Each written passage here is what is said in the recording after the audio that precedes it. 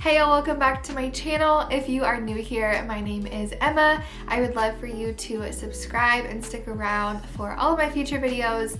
And if you're not new here, welcome back. I'm so glad you're here. Today, I cannot believe it.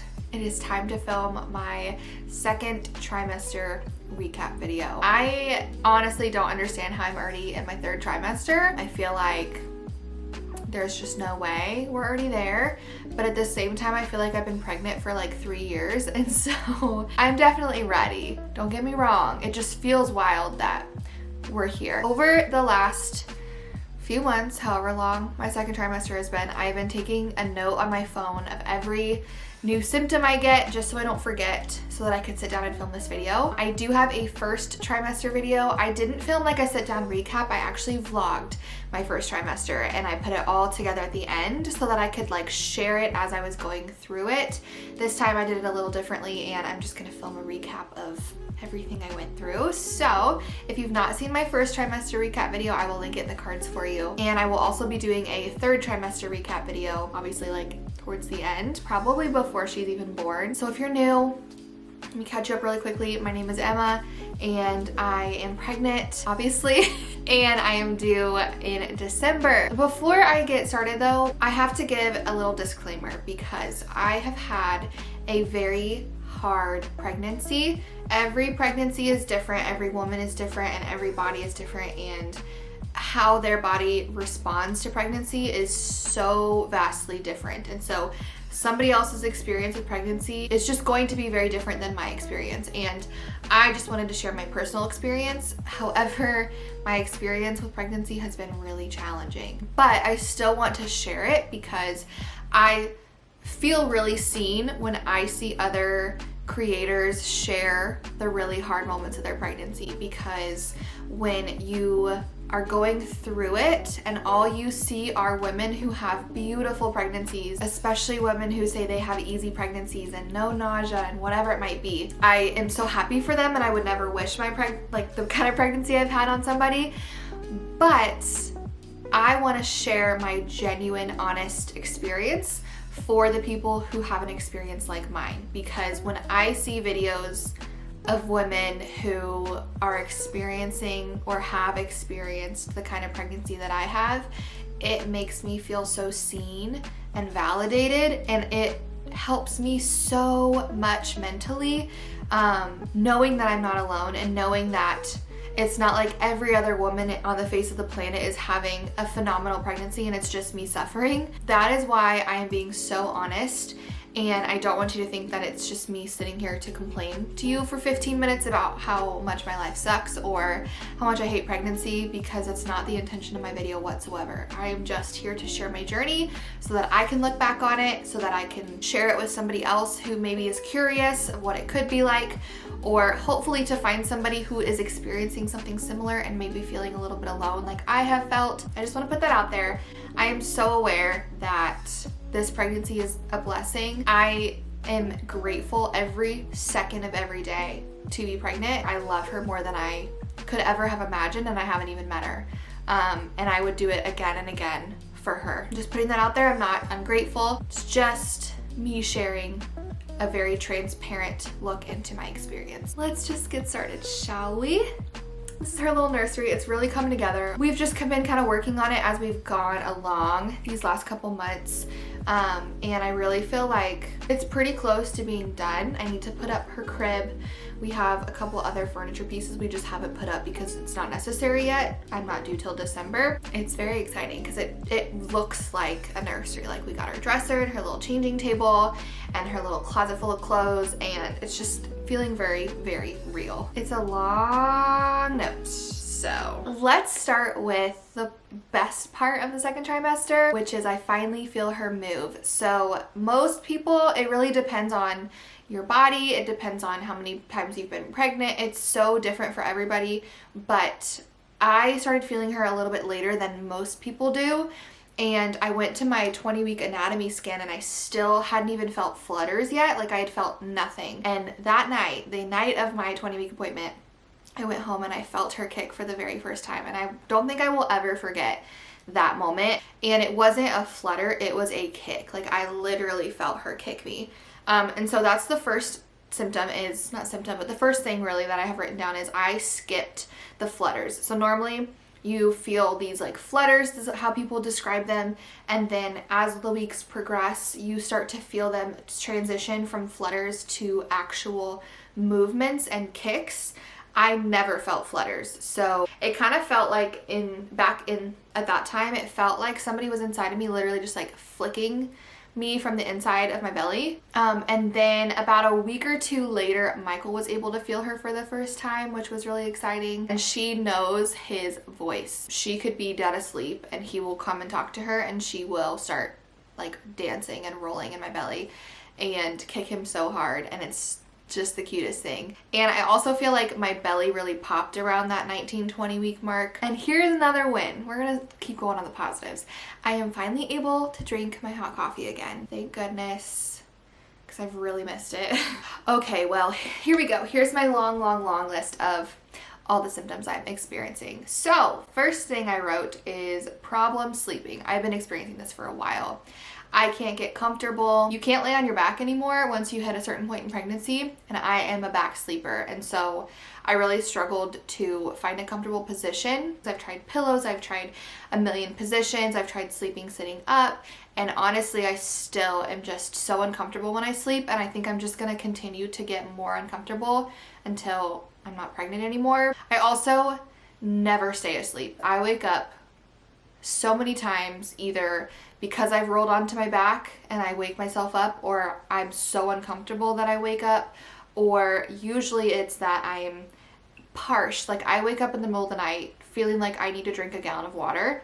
And also, you know, to go along with that, I wake up like 15 times, not really, but it feels like it, to pee because my bladder is like this big now. I've been going to bed a lot earlier than normal because I know it's going to take me a while to fall asleep. I know I'm going to be up several times throughout the night and I'm probably not going to get the best sleep of my life. And so I used to go to bed at like 9:30 and now it's just creeping earlier and earlier, and now I'm in bed by like 8:30. Have to pee all the time. I, thank goodness, have some really great paras at school because I have to pretty frequently be like, hey, I gotta go to the bathroom, like I'll be right back. And I think it's also her positioning, which, did I write that somewhere? I don't think I did. Okay, well then we'll talk about that next. This is a more recent thing. She sits right on my bladder, like I can literally feel it. And y'all, I thought that that was like a figure of speech or an exaggeration when women would say that their babies were sitting on their bladder. No, she's literally on my bladder and I can feel her pushing and sitting on my bladder. And another thing that she just started doing is she will kick my bladder and almost make me pee my pants. It is like uncontrollable, and I know that as that continues and I just get bigger and bigger, like it's inevitable I'm gonna pee my pants. I don't know how I haven't yet, so that's really fun. I bought a belly band off of Amazon, and the reason I did that was because I was having a lot of really bad back pain, and specifically my tailbone hurt so bad. This was before school started. This was in the summer, I remember. And I had to like sit on a heating pad for hours. It was horrible. I kind of forgot about that because it's gotten better. I still have back pain, but that tailbone pain was no joke. Okay, I went and got my belly band. So this is what it looks like. It's Velcro. This is the brand that I got. There's a ton on Amazon for really cheap. And basically, you just put it on your belly, you Velcro it, and it like holds up your baby. It holds up the belly, you know. I really notice when I don't wear it. Another thing I wrote was dry and itchy skin, and this was, I think, like the end of summer I was experiencing this. I haven't really had this in a while. I think it was when my belly just really started to grow.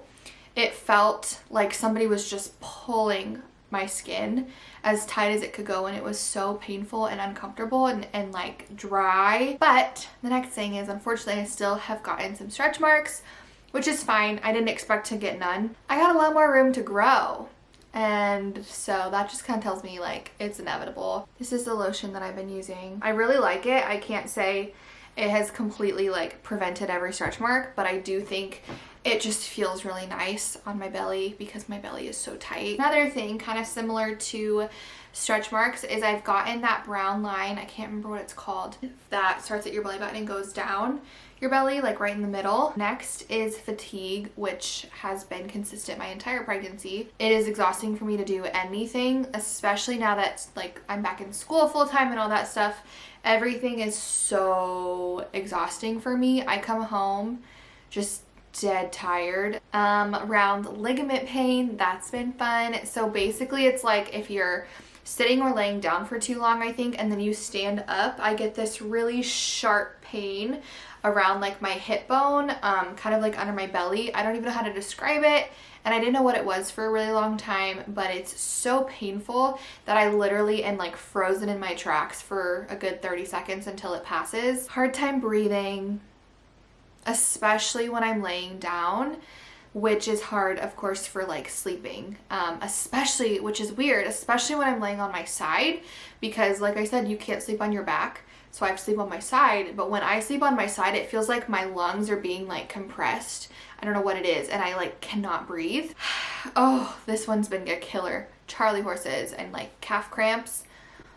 I get them in the middle of the night. They will wake me up. I don't know that I've ever had one in the day, so I don't know what that means, but they are horrible. I've heard lots of different things like drink a lot of water, which I definitely feel like that's something I've been really good at this pregnancy, is staying hydrated, because I'm so thirsty all the time that I just drink so much water, especially like throughout the night. Like I said, I wake up and I just chug my water. So I don't understand how I could be like dehydrated in the middle of the night. I've heard eating almonds and bananas, so I've tried that, and I will say it's not like it happens every night, but it definitely still sucks. Oh, okay, this is a really weird one. So you know how people say that your hair and your nails usually grows a ton when you're pregnant, and it's because of the prenatal vitamins. So I had extreme hair and nail growth for like a month. I got my hair dyed dark, if you remember,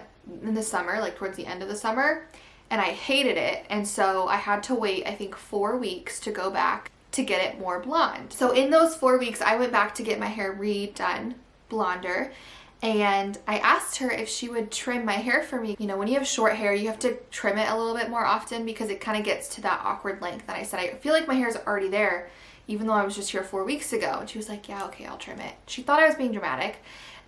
She went to cut my hair and she cut off 1.5 inches, almost 2 inches. She was like, oh, you weren't kidding. Your hair has grown almost 2 inches in 4 weeks, which is not like my hair whatsoever. My nails, I'll insert a picture because I took a picture. My nails have never looked like this in my entire life. Not too long after I took that picture, it all like stopped, and I don't know why.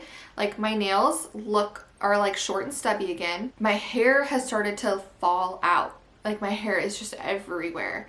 So that's really weird. I don't know, is that normal? I just thought that was so strange because it was so dramatic.